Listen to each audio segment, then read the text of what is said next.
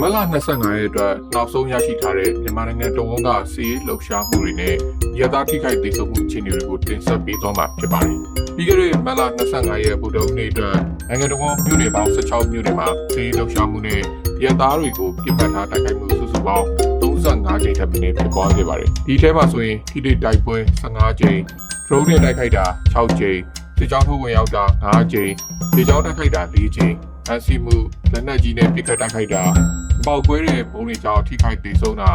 ဘိုင်းဆွဲတိုက်ခိုက်တာနဲ့လက်နက်ငယ်ပစ်ခတ်မှုတစ်ကြိမ်စီဖြစ်ပွားခဲ့ပါတယ်။ဖြစ်စဉ်အဓိကဖြစ်ပွားခဲ့တဲ့ဒေသကတော့စကိုင်းတိုင်းဖြစ်ပြီးမန္တလေးနဲ့မကွေးတိုင်းမှာဒုတိယအများဆုံးဖြစ်ပွားခဲ့ပါတယ်။ရသားဒေဆုံးမှုတွေလည်းမြင့်တက်နေပါတယ်။မလ25ရက်တရက်ထဲမှာပဲတိုက်ခိုက်မှုတွေကြောင့်ရသား18ဦးထိဒေဆုံးခဲ့ရပါတယ်။ဒါပြင်ဖမ်းဆီးခံရသူလည်းအယောက်30ထက်မနည်းရှိခဲ့ပါတယ်။သူတစ်ဖြစ်မလ25ရက်နေ့မှာစကိုင်းတိုင်းခေါ်လင်းမြို့နယ်ကကြေးရွာတူရွာကိုစီအုပ်စုကချက်ပိုက်တာနဲ့ပုံကျတိုက်ခိုက်ခဲ့တာကြောင့်အရသားပြည်သူမျိုးသား2ဦးနဲ့မျိုးသမီး3ဦးသေဆုံးခဲ့ရပါတယ်။